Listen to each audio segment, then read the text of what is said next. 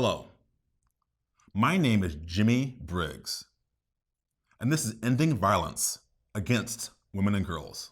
In this lesson, we will discuss the brutal facts surrounding violence against women and girls and the devastating consequences. We will talk about the responsibility that men have in preventing gender-based violence, and we will learn about approaches to addressing it. Since 2009, I've been part of a global campaign to activate youth to stop the violence against women and girls through a global initiative I created called Man Up Campaign. Violence against women and girls, irrespective of what community, country, or continent where one lives, is one of those pervasive challenges facing humankind. The consequences across society, from the individual to nation states and regions, demonstrate the range and severity of the crisis. 1 out of every 3 women around the world has been beaten, coerced into sex, or otherwise abused in her lifetime. Girls and young women who are victims of sexual violence can be limited in their educational opportunities and achievements, affecting their capacity to earn a viable income.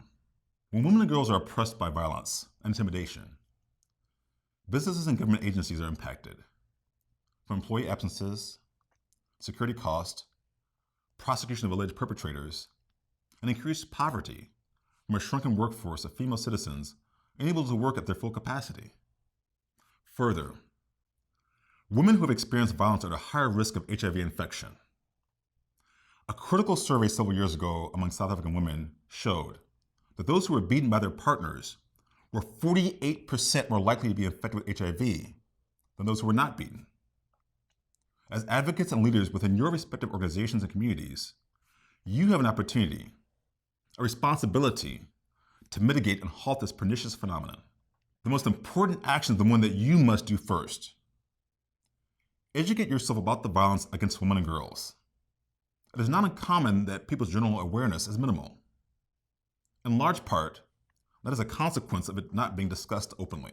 It can include physical violence, emotional abuse, sexual interaction without consent or rape, economic control, political disenfranchisement, denial of the right to education, as well as denial of independent movement or action.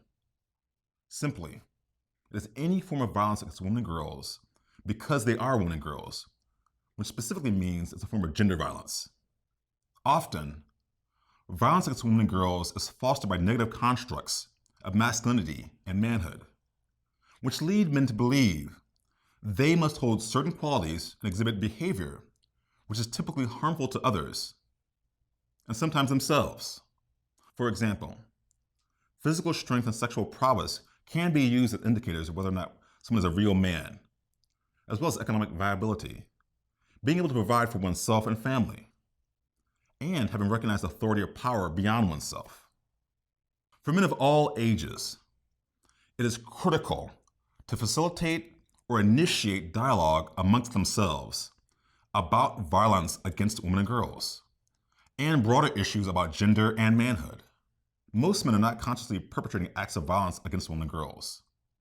The main problem is that most men who are not abusive, physically nor verbally, remain silent and do not hold other men accountable, much less discourage their language and behavior. Achieving gender equality and the prevention of violence against women and girls is simply an impossible goal without changing the mindset and actions of boys and young men toward their female counterparts.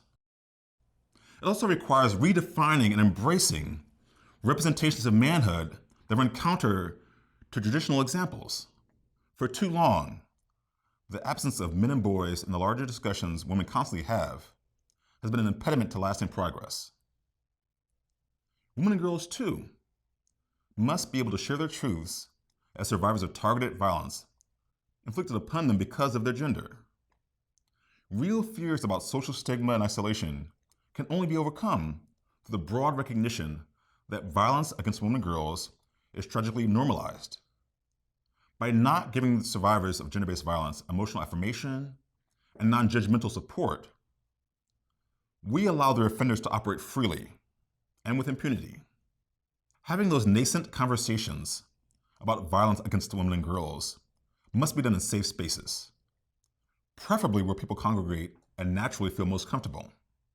When working with young people, This demands that advocates and educators go where they are, such as athletic fields, schools, churches, community centers, and play areas, for example.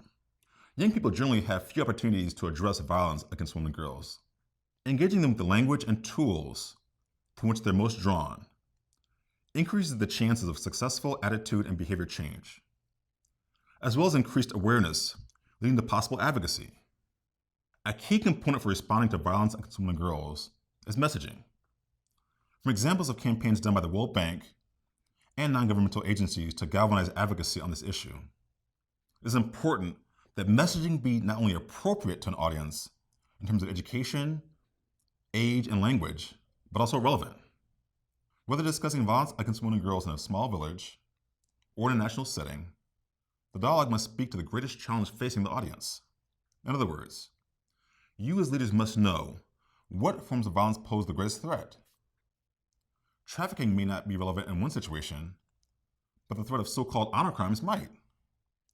The messaging and call to action within a community, organization, or among peers must resonate and be achievable to have lasting effect.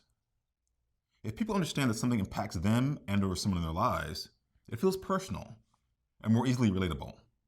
Success at addressing violence against women and girls must be seen as a long-term, intergenerational endeavor.